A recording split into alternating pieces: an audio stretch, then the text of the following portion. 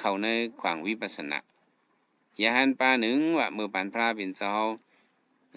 มันเอาใครฮู้ตะลาให้ได้มันก็ลักๆให้ถามเจ้ายานเขาเชิญเปิ้นว่า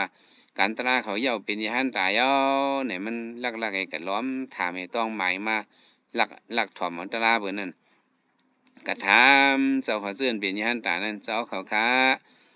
เฮ็ดหือเฮ็ดแลฮอดถึงอรหัตถมรรคอรหัตถผลเป็นยาหันตากว่าค่าเฮ็ดให้การตราเหย้าโตกว่าค่า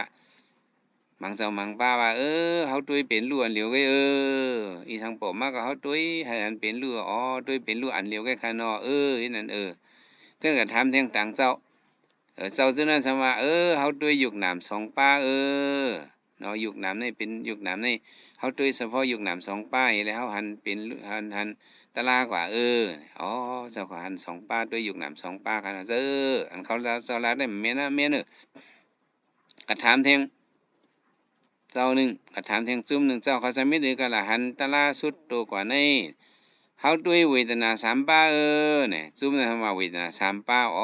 เจ้าเขาเอาเวทนาสามป้าให้ด้วยเนาะเจ้าก็ถามแทงเจ้าป้าหนึ่งก็ถามแทงจุ่มหนึ่งเจ้าเขาไม่ดื้อเฮ็ดอยากตะลาค่ะล่ะพื้นฐานไว้ดื้อยากเฮาด้วยธาตุสีป้าปฐวีอาโปเตโสวายโยอันเจ็บมากกว่าอันเกียนแข็งมาเจ็บมากกว่าเป็นธาตุดินเนาะอันโอนกว่าจังได๋เป็นธาตุลิ้น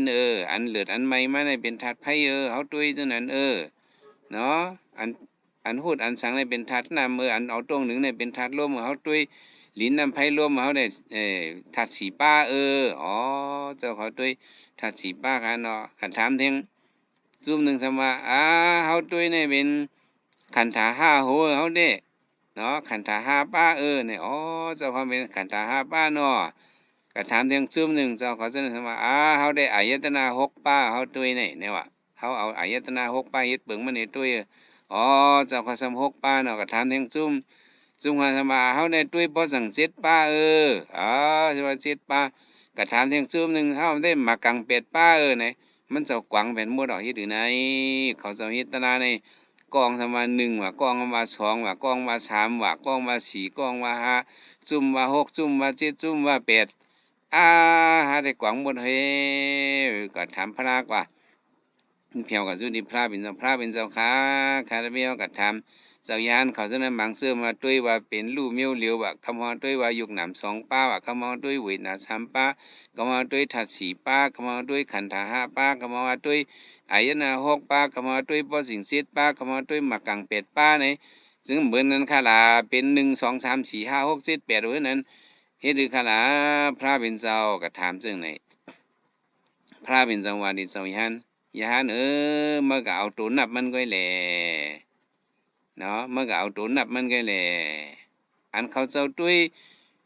เป็นรูอันว่านั้นก็มันเอา1อันนั้นว่านั้นเป็นรูเมียวเหลียวอันว่านั้นอันนี้ซ่าเมียวเหลียวอันว่านั้นเขาตุ้ยร้องมันคือมัน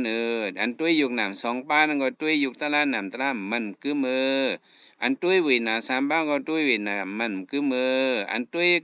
ธาตุลง4ป้าก็ตุ้ยธาตุ4ป้านี่มันคืออันตุ้ยขันธ์5ป้าก็ขันธ์นี่มันคือเปิ้นตุ้ยอันเป็นลู่ๆมันนั่นอายนะ6ป้าก็อันมาอายุมาตั้งตาหูคุณนังซบโตใจซะนี่เปิ้นตุ้ยก็เปิ้นตุ้ยเอา6ปึงเสร็จแล้วก็เปิ้นตุ้ยหันเป็นลู่พอสิ่งเสร็จป้าก็เปิ้นตุ้ยเป็นลู่เนาะมากลางเป็ดป้าก็เปิ้นหันเป็นลู่ไม่ไปเอาตัวนำหรอตัวยำมันน่ะเป็นลู่นั่นนี่พระเป็นเจ้าสังฮอดตะลานี่มันจังได้ขึ้นป่องฮู้ตะลากว่า